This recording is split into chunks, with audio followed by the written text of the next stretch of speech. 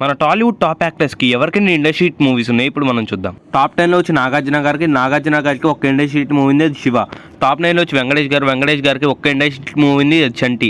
Top 8లో వచ్చి అల్లు అర్జున్ గారికి ఒక్క ఇండస్ట్రీ హిట్ మూవీ ఉంది, అలా వైకుంఠపురంలో. టాప్ 7లో వచ్చి ఎన్టీఆర్ గారికి ఒక్క ఇండస్ట్రీ హిట్ మూవీ ఉంది, RRR.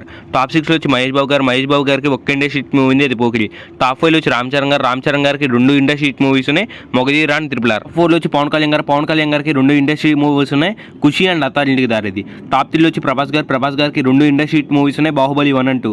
టాప్ 2లో వచ్చి బాలకృష్ణ గారికి 3 ఇండస్ట్రీ హిట్ మూవీస్ ఉన్నాయి, ముద్దుల మావయ్య, సమరసింహారెడ్డి, నరసింహారెడ్డి.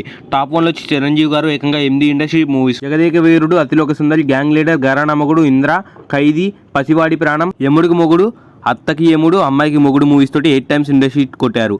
సో ఈ అనమాట ఇండస్ట్రీ హిట్ కొట్టిన టాలీవుడ్ హీరోస్. వీళ్ళలో మీ ఫేవరెట్ యాక్టర్ ఎవరి కింద కామెంట్ చేయండి. ఇలాంటి మంచి కంటెంట్ కోసం ప్లీజ్ సబ్స్క్రైబ్.